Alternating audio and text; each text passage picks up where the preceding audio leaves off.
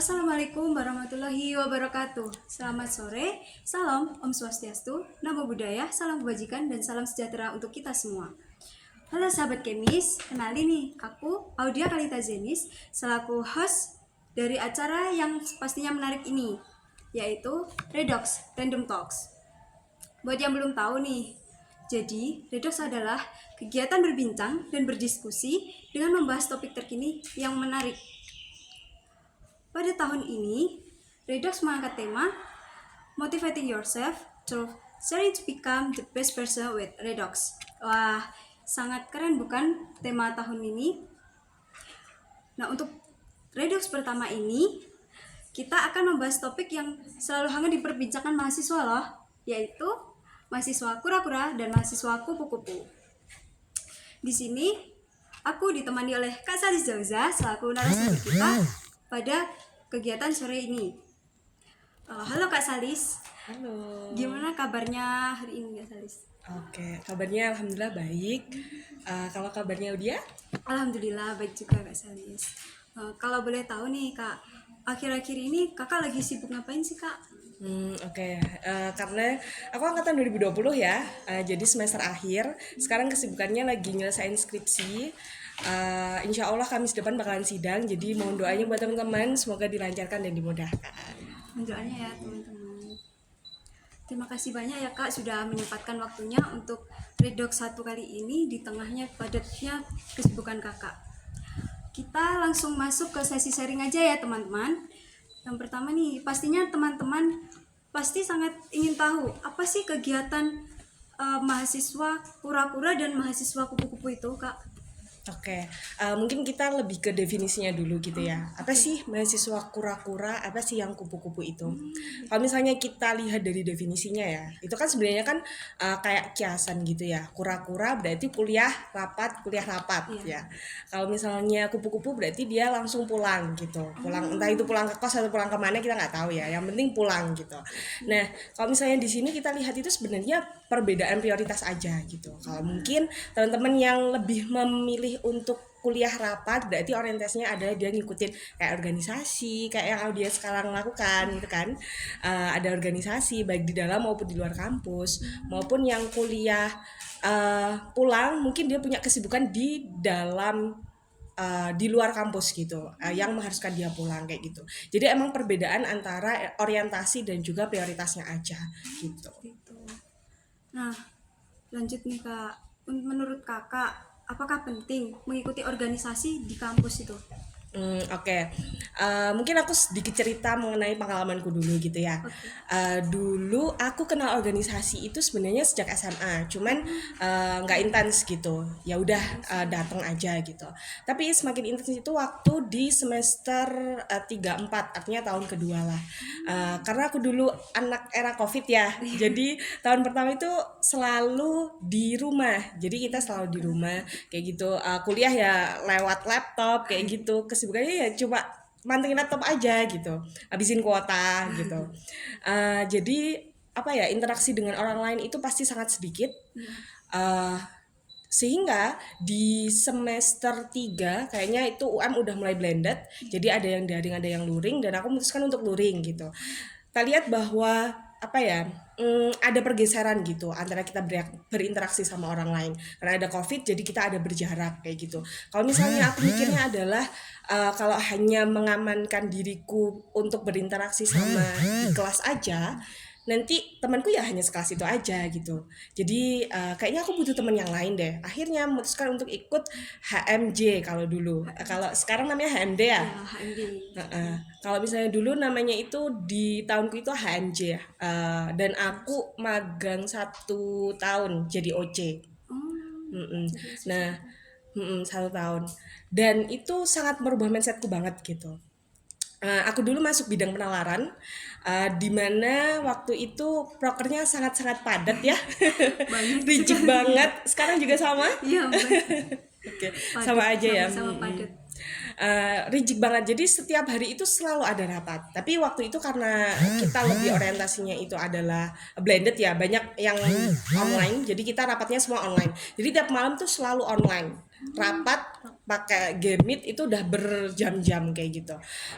Itu yang apa ya, serunya adalah jadi makin dekat sama temen karena kita mau nggak mau harus prokeran bareng, mau nggak mau harus pusing-pusing bareng, ngerjain proker, terus mempresentasikan job desk kayak gitu-gitu. Itu kan apa ya, mau nggak mau melatih diri kita sendiri gitu loh, baik dari komunikasi kita, terus interaksi sama orang lain, apalagi jadi deket sama dosen karena mau nggak mau kita harus ngomong sama dosen kayak gitu. Jadi plus minusnya sebenarnya uh, banyakan plusnya sih. Mungkin itu di tahunku kedua dan aku merasa bahwa kayaknya kalau terus-terusan kayak gini aku nggak ada waktu untuk mengembangkan diriku yang lainnya nih kayak gitu. Jadi akhirnya aku nggak lanjut di organisasi yang sama, akhirnya lanjut lagi di organisasi. Tapi bener kalau misalnya satu kali ikut organisasi itu nagih gitu, pengen lagi kayak gitu, challenging gitu kan, apalagi kita kenal sama orang lain itu ternyata seru loh gitu. Jadi menurutku penting sih kalau misalnya menjadi uh, mahasiswa yang kura-kura tapi nggak lupa sama dirinya sendiri aja.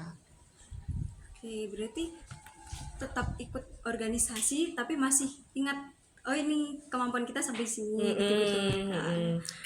Benar-benar. Gitu tuh. Kalau aku dulu mesti itu sih, tiap akhir tahun tuh selalu evaluasi. Misalnya karena kalau misalnya di Ormawa itu kan rentang waktunya kan periode per periode, satu tahun gitu kan. Di akhir itu aku selalu ngevaluasi diriku sendiri. Di sini aku berkembang apa enggak sih? Berkembangnya itu goals di awal itu udah kecapai atau enggak sih? Kalau misalnya udah kecapai ya udah selesai. Kalau misalnya apa ya, kita tetap ada di wadah yang sama, ya kita bakalan segitu-gitu aja gitu. Makanya aku pindah lagi untuk ke wadah yang berikutnya gitu, untuk coba yang lain. Ternyata dengan kesibukan yang mungkin nggak terlalu rigid kayak yang tahun sebelumnya, di tahun setelahnya itu aku bisa eksplorasi di hal yang lain juga, gitu sih. Gitu. Jadi biar biar bisa mengupgrade diri gitu ya Kak. Jadi ikut di berbeda-beda seperti itu. Benar-benar. Oke, kalau dari Kakak sendiri nih, apa sih benefit untuk jadi mahasiswa kura-kura itu? Oke. Benefitnya yang menurut Kakak Oke, sudah oke. dirasakan seperti itu. Pertama pasti komunikasi ya, sumpah bener banget.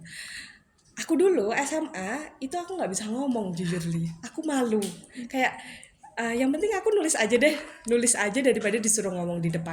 Aku lebih prefer kayak gitu. Sampai pernah aku disuruh maju ke panggung, tapi aku nggak bisa ngomong. Ya udah nggak ngomong gitu, akhirnya turun panggung itu aku nangis banget karena ya emang nggak ada keberanian untuk hal itu gitu.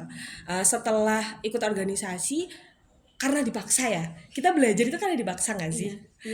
Mau nggak mau, suka nggak suka, kita harus bisa ngomong ya. Literally yang paling dasar kayak kita menyampaikan progres kita di proker lah. Biar orang lain tuh tahu progres kita selama ini yang kita kerjakan itu seperti apa. Itu kan menceritakan, itu mau nggak mau kita harus ngomong kayak gitu. Itu yang sangat sangat kerasa sih. Akhirnya ditawarin buat jadi MC, buat jadi moderator kayak gitu. Kalau jadi pengalaman pertama itu nggak apa-apa. Yang pertama itu pasti nggak akan sempurna. Tapi karena pengalaman pertama itu kita mau buat belajar lagi kayak gitu. Terus pertama itu komunikasi itu ya. Yang kedua itu relasi. Apa ya? Aku ngerasa banget bahwa deket sama dosen karena ikut organisasi apalagi HMJ aku dulu itu kerasa banget gitu. Kita lebih ya hal kecil kayak minta tanda tangan aja deh, tanda tangan ke kadep kita biasanya kan kayak gitu ya, kalau proker ke sekdep kayak gitu. Kalau nggak ada itu kan kita mau nggak mau kita harus berinteraksi nih sama beliau, seenggaknya beliau notice lah kita ini ada loh. Saya ini mahasiswa kimia loh pak, kayak gitu. Sesimpel kayak gitu aja. Seenggaknya nanti pasti bakalan dipermudah kalau misalnya kita kenal sama dosen kayak gitu. Opportunity itu terbuka banget besar kalau misalnya kita mau kenal sama dosen kayak gitu. Yang ketiga adalah leadership. Bener banget. Menurutku leadership itu sangat keasah waktu ikut organisasi. Minimal buat memimpin diri sendiri lah. kita tahulah kapasitas kita kayak gimana. Misalnya kayak rapat seminggu mungkin diplotin 3 kali, terus kayaknya kebanyakan ya ini berarti harus ada prioritas yang harus dikurangi, mungkin mainnya atau ngatur waktunya lagi kayak gitu. Yang penting hal paling kecil adalah mengelola diri sendirinya dulu aja kayak gitu, baru nanti setelah dirinya udah bener nih kita bisa nge-leader orang lain kayak gitu sih. Jadi dimulai dari diri sendiri ya Kak. Jadi apa-apa itu diri sendiri dulu baru orang lain gitu. Bener. Oke. Kak Salis kan punya background organisasi nih Kak. Gimana sih cara Kakak itu buat memanajemen waktu antara kuliah sama organisasi? Oke. Kalau Audia sendiri gimana? Ini udah jalan berapa bulan? Sudah 3 bulan di organisasi. Kalau Audia biasanya gimana? Kalau aku gimana biar balance dulu, jadi aku bikin jadwal untuk organisasi ini terus buat kuliah ini seperti itu Kak. Oke. Berarti ada prioritasnya, terus ngatur waktunya dilihat dari prioritas itu gitu ya. Iya Kak. Sama sih sebenarnya, aku juga kayak gitu. Aku dulu itu nggak ngerti namanya journaling, namanya time management waktu, to do list. Aku dulu tuh buta banget sama hal itu. Sampai pada akhirnya waktu tidur itu cuma 2 jam. Karena keteteran semua. Dan dulu tuh mikirku selalu gini, ada tugas 1 minggu itu ada tugas, terus pengen tak selesain semua di awal gitu, karena nggak pengen ada, soalnya mikirnya bahwa kalau misalnya nggak tak kerjakan sekarang nanti pasti numpuk kayak gitu kan. Iya pasti. Dan ternyata itu adalah hal yang salah gitu. Kalau misalnya aku lebih tahu awal tentang to-do list, aku lebih tahu awal tentang journaling, plotting waktu, blocking waktu, kayak gitu mungkin aku nggak bakalan kayak gitu dulu. Jadi emang tadi yang disebutin Audia itu benar, kita plotin apa aja. Kalau aku dulu itu gini, di awal semester itu tak tetapin dulu prioritasku apa. Berarti kalau misalnya aku udah tahu nih tanggung jawab yang di awal itu apa, tanggung jawab pertama pasti kuliah ya, kuliah ya. Terus yang kedua itu kalau misalnya kita ikut organisasi itu ada organisasi. Jadi plotin dulu prioritasnya itu di mana. Setelah itu goals apa sih yang buat diriku sendiri yang pengen tak explore gitu. Aku dulu baru kenal apa ya namanya organisasi di luar kampus itu juga semester agak setelah ikut Ormawa gitu. Jadi itu side-nya banget gitu. Pokoknya prioritasnya itu apa aja dulu, di goals apa yang mau diambil. Terus di per bulannya itu tak lihat scheduling, kira-kira aku ada jadwal tetapan itu apa. Misalnya kayak mungkin teman-teman di sini ada yang apa namanya kerja part time kayak gitu kan, ada yang lesi mungkin atau apapun itu. Nah itu diplotin 1 bulan itu nggak bisa di waktu apa aja kayak gitu. Dan aku dulu itu orangnya nggak enakan. Aku dulu nggak enakan kalau misalnya dimintain tolong sama temanku nanti pasti tak iyain, tapi nanti aku sendiri yang pusing. Iya aja yang Kayak penting gitu. karena gak enak. Nggak enakan. Nah setelah aku itu tadi ngeploting, kayaknya aku Senin sampai Jumat ini sibuknya kayak gini. Terus tugasku selama kuliah itu plottingannya gini. Jadi nanti tahu setiap hari itu aku ngapain aja, dan lebih ngerasa apa ya, menghargai waktu kita, terus tahu prioritas kita, terus tahu 1 minggu ke depan itu aku ngapain aja. Jadi nggak ada jeda waktu buat hari ini ngapain ya enaknya, udah nggak ada kayak gitu lagi. Ada gabut lagi. Bener. Ada jadwalnya sendiri. Bener banget kayak gitu. Jadi emang plotting, journaling, terus apalagi itu penting banget. To do list itu juga. Dan juga ini sih yang biasanya teman-teman lupa itu di bagian evaluasi.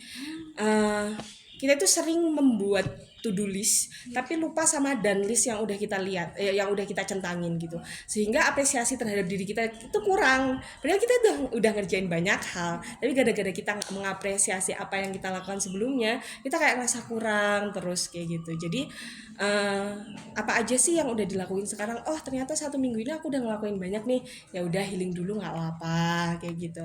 Jadi tetapin prioritas, journaling, terus berani buat bilang enggak, itu aja sih. Apalagi buat Audia juga masih awal-awal nih, perjalanannya masih panjang. Jangan terlalu keras sama diri sendiri, itu aja. Oke. Jadi, semua itu sangat penting ya teman-teman, yang apa yang disampaikan oleh Kak Salis. Oke. Lanjut ya kak. Dari CV yang aku lihat nih kak, kakak kan punya prestasi yang di bidang kepenulisan itu banyak banget nih. Eh, Gimana sih cara kakak buat membagi waktu antara prestasi sama kuliah ini?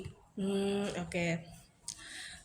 Oke, mungkin kalau misalnya kita lihat di CV itu kayaknya antara organisasi, prestasi sama kuliah kayak kok kayak balance gitu ya. Iya. Sebenarnya itu enggak juga teman-teman kayak gitu. Eh, apa ya? Itu karena bisa istilahnya banyak lah di prestasi itu karena tak plotting dari 4 tahun ini aku mau eh, apa namanya ngerjain apa aja dalam tahun-tahun itu. Kalau tahun pertama aku nggak mau ngapa-ngapain karena aku masih penyesuaian diri karena SMA ke kuliah agak kaget Beda ya. banget. Beda banget ya. Beda banget. Heeh. Beda banget. Apa ya, adaptasi itu kerasa banget, Iya. Sudah lumayan. ngerasain juga. Kerasa banget tuh kak. Iya itu. Terus tahun kedua itu karena sekali lagi apa ya? Dulu aku mungkin eranya COVID, jadi nggak terlalu banyak temen. Aku perlu temen, jadi aku main di organisasi. Tahun kedua itu mulai organisasi. Dan di tahun kedua itu aku ngerti bahwa kayaknya di organisasi ini terlalu rigid gitu, apa dari prokernya, dari waktunya, aku nggak ada jeda, kayak nggak ada nafasnya gitu. Akhirnya nyari wadah yang lain yang mungkin lebih longgar lagi karena aku nggak pengen nih stop di sini aja gitu. Mungkin baik wadah tersebut tapi kayaknya udah cukup masa belajarnya kayak gitu. Akhirnya ikut lagi organisasi tapi di organisasi yang lain. Nah aku pengennya itu punya temen yang seenggaknya lintas fakultas lah kayak gitu. Jadi akhirnya ikut di UKM aku dulu. UKM terus akhirnya ya dapat itu teman-teman yang lintas fakultas dan tak lihat selama 3 bulan awal itu prokernya nggak terlalu seriji kemarin. Jadi masih ada waktu buat nafas.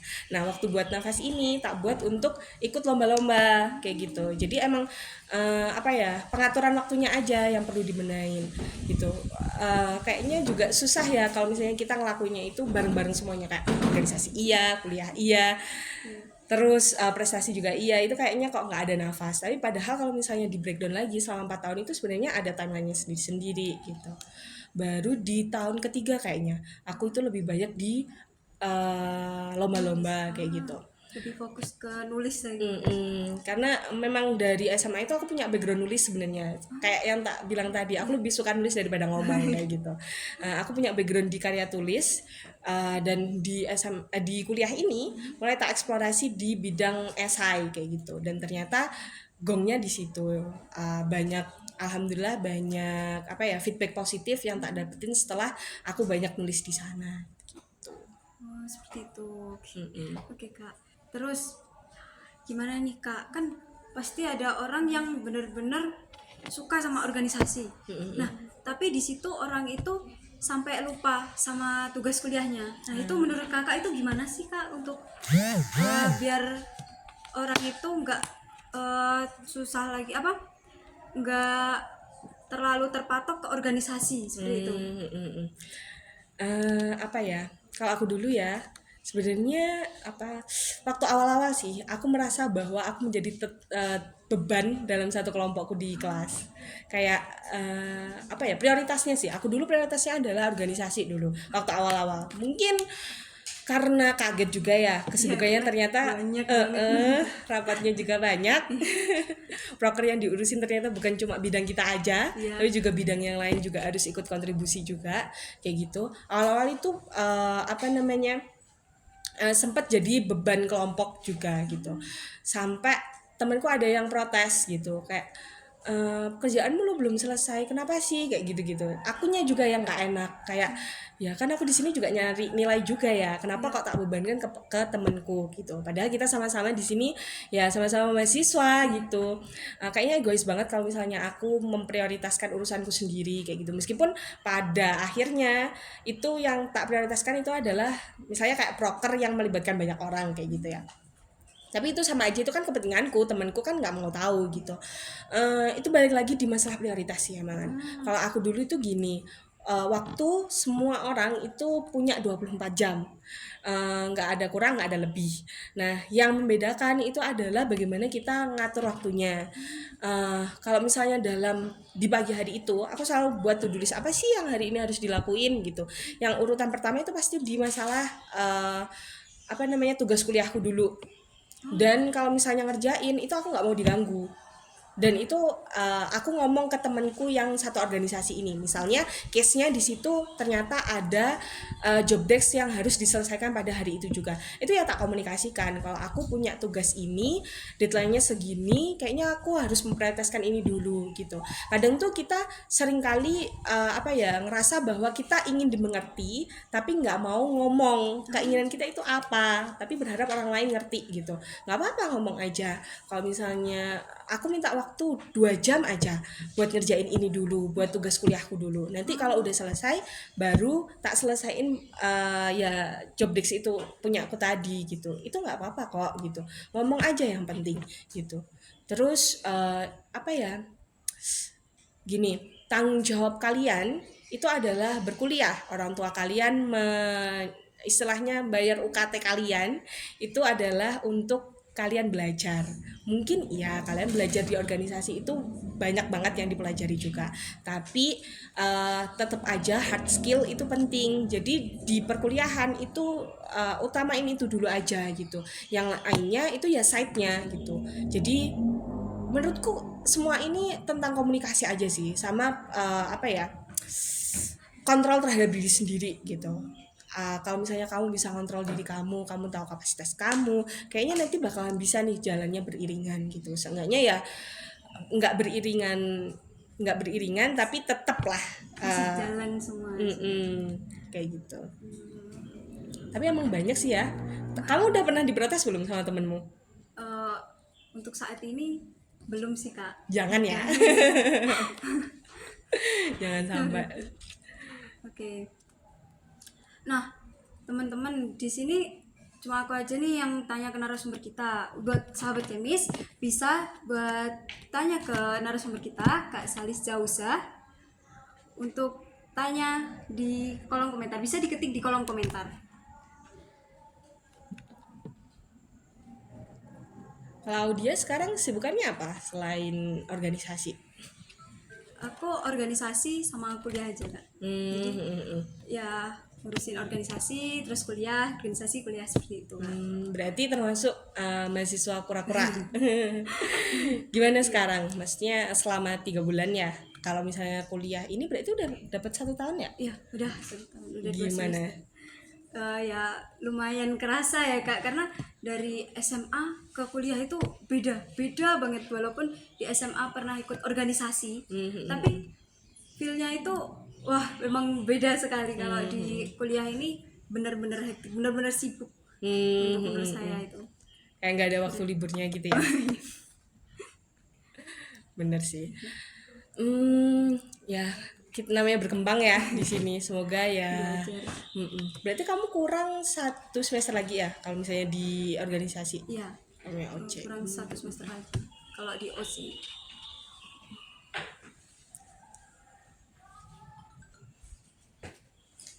Nih udah ada pertanyaan yang masuk nih Kak. Aku bacakan ya Kak. Kak, bagaimana ya cara mempertahankan IPK tapi tetap aktif di organisasi? Ini dari @Karin Nina. Oke, menyeimbangkan IPK itu ya berarti akademiknya juga jalan gitu ya. Iya. Tapi organisasi juga jalan. Itu emang challenging banget ya teman-teman. Jadi menyeimbangkan 2 hal yang istilahnya sangat berbeda lah. Yang satu ngembangin soft skill kita, yang satu hard skill kita. Hard skill itu maksudnya ya keilmuan kita sendiri. Itu udah butuh waktu banget. Kita belajar, apalagi untuk mata kuliah itu nggak mudah.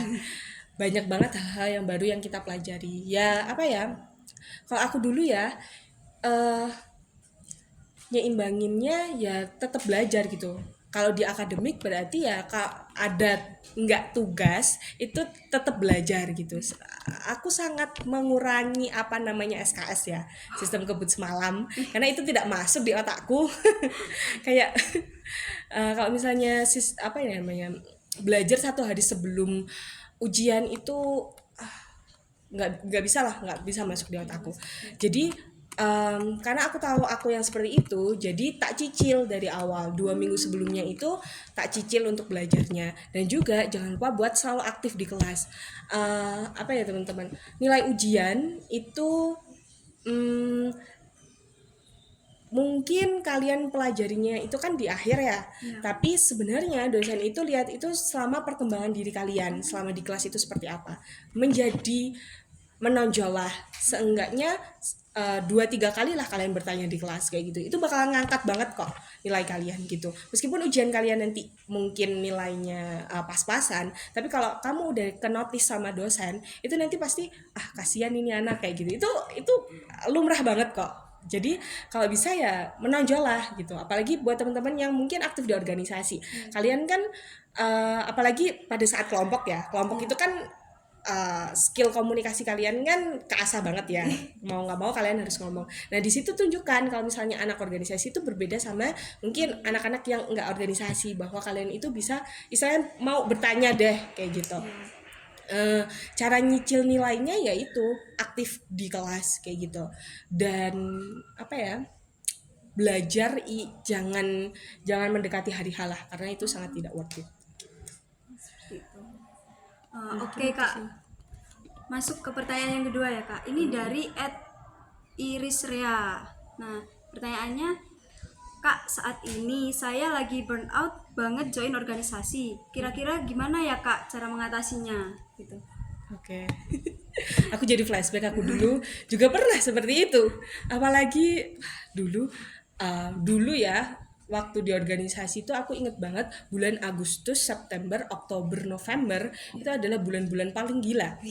Karena proker kayak semua numpuk di sana, benar? Akhir semua ya. Kayak nggak ada waktu buat jeda, nggak ada waktu buat nafas kayak gitu. Kalau aku dulu mungkin treatmentnya di bidangku itu agak beda gitu, meskipun bidangku dulu itu sangat banyak sekali prokernya, tapi tapi itu apa namanya, SC itu sangat apa ya, ngerangkul kita gitu, istilahnya buat ngobrol itu diajak ngopi seenggaknya ya 1 bulan sekali kita ngopi nggak bahas proker sama sekali, itu udah healing banget gitu, sesimpel kayak gitu. Terus kayaknya 2 bulan sekali deh. Iya deh kayaknya. Itu kita liburan bareng kayak gitu. Itu apa ya? Setiap orang itu punya kadar stres. Iya. Gimana cara nuruninnya itu ya disingkirin dulu apa yang membuat dia stres gitu. Kalau misalnya kamu tetap ada di zona itu, ya kamu bakalan jadi apa ya, lingkaran setan gitu loh. Kamu terus ada di lingkaran yang istilahnya toksik itu kayak gitu. Jadi caranya ya lepas dulu dari hal-hal tersebut, kasih jeda buat diri kamu sendiri, tapi jangan lupa buat kamu ada tanggung jawab di sana gitu. Tapi jangan lupa buat ngomong. Susahnya orang-orang itu adalah ngomong. Kenapa kamu nggak mau ngomong kalau kamu mau istirahat dulu? Kayak gitu. Yang ngomong aja nggak apa-apa, KSC misalnya. Nggak enakan gitu ya Kak. Nggak apa-apa kalau kamu prioritaskan diri kamu sendiri, ngomong aja gitu. Kayaknya aku capek deh Kak, aku mau ambil jeda dulu. Seenggaknya buat 1 minggu ini aja aku nggak ikut prokeran dulu, boleh apa nggak sih gitu. Kalau emang apa ya, sebijaksana kita pasti nanti dibolehin. Pun kalau misalnya nggak dibolehin berarti kamu jangan healing, kamu mungkin cari yang lain. Aku dulu itu suka baca, baca novel kayak gitu-gitu. Jadi healingku ya di sana. Yang penting aku udah bisa baca novel itu 2 lembar, aku akan merasa aku hidup kembali kayak gitu. Jadi cari kesibukan atau cari sesuatu yang bisa membuat kalian itu menjadi lebih hidup. Mungkin cari tahu tentang hobi kalian sendiri, atau sesimpel ngobrol sama orang lain lah, nggak ngomongin proker sama sekali lah kayak gitu. Jadi buat diri kalian senyaman mungkin itu sih. Jadi sebenarnya hobi itu berpengaruh ya Kak buat kewarasan kita gitu. bener. Hobi terus yang penting mau ngomong, mau kita gimana gitu, terus apa kesulitan kita gitu ya Kak. Bener. Jangan dipendam sendiri ya, karena nanti gila yang rasain kita sendiri ya. Iya. Jadi nggak apa-apa kok. Normal kok. Aku dulu juga gitu.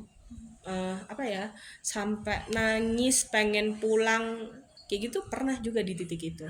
Tapi ya lucu juga ya kalau misalnya diinget-inget. Tapi ternyata kalau setelah apa ya, setelah melewati itu ternyata oh jangan lupa buat ngapresiasi diri sendiri juga. Ternyata kita bisa loh sekuat itu, sekuat itu, selegowo itu, senerima itu, kayak gitu. Gampang-gampang ngapresiasi diri sendiri gitu. Apresiasilah dirimu teman-teman biar nggak gila. Oke, masuk ke pertanyaan selanjutnya nih Kak. Dari @nyenita. Kak Salis mau tanya, cara mengatasi rasa sungkan atau nggak enakan itu gimana sih Kak dalam berorganisasi, yang kadang kalau kita terima kita juga yang bakal keteteran. Belajar ngomongnya tuh gimana nih Kak? Iya sih, kayaknya penyakitnya orang-orang, istilahnya orang Jawa sih kayaknya menurutku. Jawa Timuran itu susah banget buat ngomong. Itu apa ya? Aku dulu juga belajar itu gara-gara dikasih tahu sama dosenku. Beliau itu aslinya itu Jawa Barat. Jadi orangnya agak ceplas-ceplos gitu. Kalau misalnya nggak suka ya bilang nggak suka gitu. Apa ya? Mau bilang disingkirin itu juga susah ya. Tapi ya gimana ya, nggak apa-apa kok, maksudnya itu hal yang lumrah sebenarnya, kita menceritakan apa ya, sesuatu yang nggak enak dalam diri kita itu sebenarnya itu lumrah kok.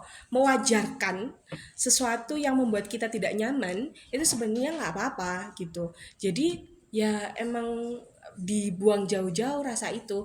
Ingatlah pada saat kamu keteteran itu. Kalau misalnya kamu tidak mau merasakannya, berarti kamu harus mengantisipasinya gitu. Jadi gak apa-apa, ngomong aja. Itu apa ya, itu sebenarnya pembiasaan, butuh pembiasaan juga sih. Aku dulu juga kayak gitu, aku bisa berani ngomong kayak gini itu juga karena dibiasakan. Pertamanya emang nggak enak banget, rasanya kayaknya aku kok jahat banget ya. Sedikit Kayak dipaksa. kayak kalau nggak dipaksa kayak gitu nanti ya kita bakalan jadi people pleaser gitu, yang susah ya kita sendiri gitu. Jadi janganlah menambah beban kita terlalu banyak gitu. Nggak apa-apa ambil beban orang lain, tapi jangan sampai menyulitkan diri kita sendiri gitu. Jadi dibiasakan dan dipaksakan gitu. Gitu Kak. Oke, lanjut ke pertanyaan selanjutnya ya Kak. Nih, dari @Rani Ayundayani. Kak, apakah ada tips untuk membuat diri kita lebih tenang dalam menyeimbangkan jadwal antara kuliah dan organisasi yang keduanya lagi sama-sama hektik? Oke. Biar rasanya tenang aja seperti itu Kak. Oke, buat biar ngerasa tenang ya. Mungkin yang pertama itu yang tadi kali ya, yang scheduling itu tadi. Kita punya waktu 1 minggu kok. Dan 1 minggu itu masih ada 24 jam. Gak apa-apa kalau misalnya kalian mau istirahat dulu. Karena mungkin kalian butuh waktu 2 jam untuk menyelesaikan hal yang lainnya. Kayak gitu. Sebenarnya kalau misalnya kita udah tahu nih jadwal kita selama 1 minggu itu apa, pasti nanti kita bakalan ngerasa bahwa eh, misal nih ya, kita ngerasa nggak tenang kalau misalnya kita diingetin tugas sama teman kita. Kamu udah belum tugas yang buat hari Rabu? Dan ini kan masih hari Sabtu ya, kenapa harus ditanyain gitu?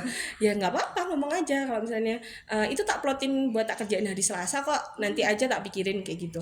Dan temanmu yang berprogres lebih dulu daripada kalian itu nggak apa-apa. Jadi jangan ngerasa bahwa karena teman kalian udah selesai, kalian juga harus menyelesaikan hal itu. Kalau misalnya udah kalian plotting itu ya udah on track terhadap diri kalian sendiri aja. Kalian punya jalan kalian punya prioritas yang berbeda dengan teman kalian. Jadi nggak apa-apa kalau misalnya berbeda, nggak apa-apa kalau misalnya lebih lambat, tapi tetap dalam jalur tersebut kayak gitu. Yang kedua itu mungkin lebih berani buat mendelegasikan ke orang lain sih. Ada beberapa tugas yang sebenarnya bisa loh kita limpahkan ke orang lain atau kita delegasikan ke orang lain. Tapi bukan joki ya teman-teman. Bukan joki. Maksudnya misalnya nih kalian ditugasin buat jadi MC. Terus teks MC itu kan biasanya kan yang buat kan orang lain. Mungkin itu dibebankan mungkin karena waktunya hektik, terus kalian diminta buat teks MC sendiri karena kalian udah terbiasa buat MC kayak gitu. Tapi kalian ngerasa nggak bisa nih karena waktunya udah reject banget. Itu nggak apa-apa, kalian ngomong aja kayaknya nggak bisa deh aku buat hal ini. Jadi coba didelegasikan ke orang lain gitu.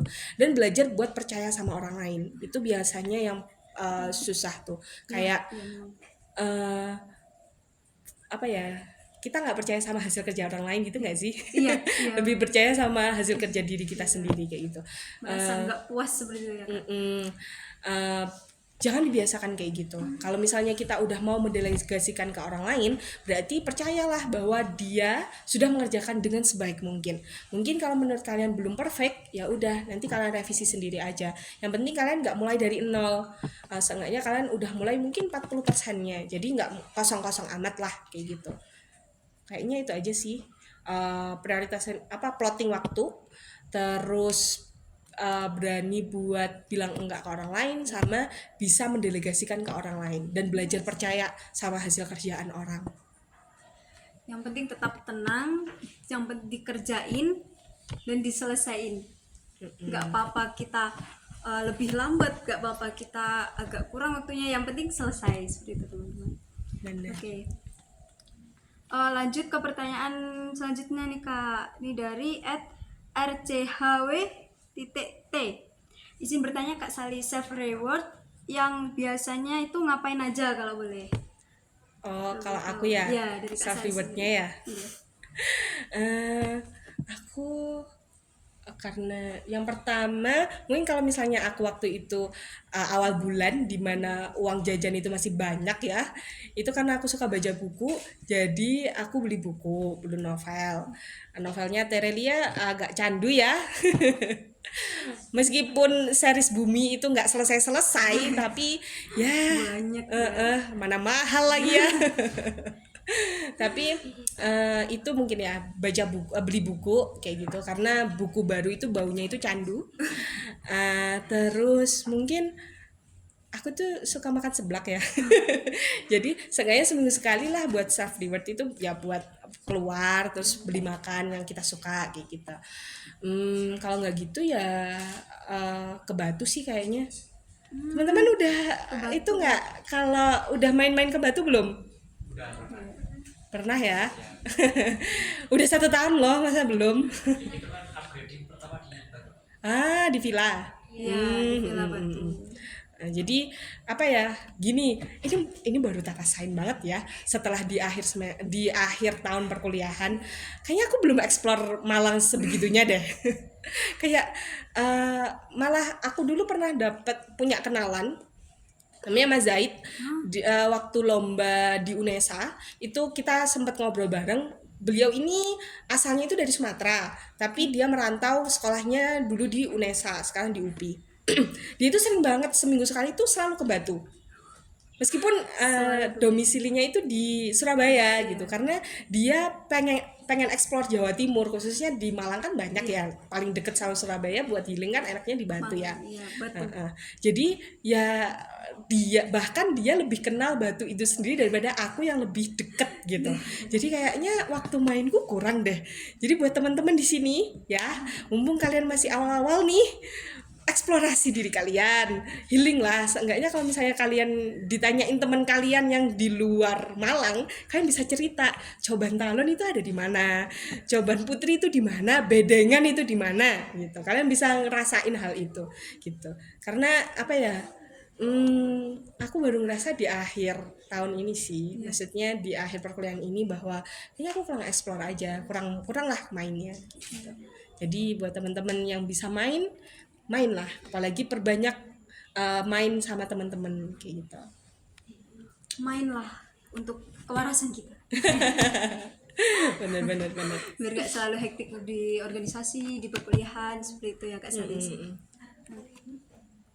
Nah, sebelum kami tutup nih acara Redox kali ini, mungkin dari Kak Salis bisa menyampaikan closing statement-nya. Oke. Mungkin kembali ke pembahasan awal ya, bahwa mahasiswa kupu-kupu kura-kura itu nggak ada yang lebih baik, nggak ada yang lebih buruk. Itu tergantung sama perspektif diri kalian sendiri, bukan perspektif orang lain. Yang bisa melabeli diri kalian itu produktif atau enggak ya diri kalian sendiri. Perkuliahan ini itu adalah dunia kalian untuk mencari jati diri kalian. Jadi banyak-banyaklah untuk bereksperimen, bereksplorasi, untuk tahu wadah mana sih yang paling cocok untuk diri kalian. Karena untuk aku yang ada di semester akhir ini, mensyukuri bahwa setiap tahun itu aku mencari wadah yang berbeda-beda. Jadi aku paham mauku itu apa, aku nggak suka di bagian apa, aku lebih seneng di bagian apa gitu. Jadi perbanyak explore diri kalian, karena perkuliahan adalah wadah untuk kalian berkembang. Seperti itu. Oh, seperti itu. Oke, wah, terima kasih banyak ya Kak Salis atas closing statementnya. Gimana nih sahabat Kemis tentang mahasiswa kupu-kupu dan mahasiswa kura-kura ini? Nah, yang perlu diingat itu adalah mahasiswa kupu-kupu versus mahasiswa kura-kura. Teman-teman harus bisa membagi waktu untuk organisasi di kuliah, seperti menjadwalkan semua kegiatan, tugas kuliah, dan tugas organisasi. Rasa burnout pasti ada dalam organisasi, jadi kita harus bisa mengapresiasi diri sendiri dan jangan menjadi orang gak enakan, karena nanti kita jika ada susah kita pasti ke diri sendiri teman-teman. Tidak ada salahnya menjadi mahasiswa kupu-kupu ataupun mahasiswa kura-kura. Semua yang punya prioritas masing-masing. Apapun itu, kalian boleh pilih. Yang terpenting, kalian bisa berkembang dengan pilihan yang kalian pilih. Seperti itu. Terima kasih banyak buat Kak Salis untuk diskusi yang asik pada sore hari ini. Buat sahabat Kemis yang tadi ketinggalan, tenang aja. Karena di sini kita bakal tayang di YouTube dan Spotify HMD Kimia Oksigen. Jadi stay tune ya. Semoga Redox 1 pada hari ini bisa bermanfaat bagi kita semua. Saya Audia Kanita Zeni sebagai host pamit undur diri. Terima kasih dan sampai jumpa lagi. Wassalamualaikum warahmatullahi wabarakatuh. Terima kasih teman-teman.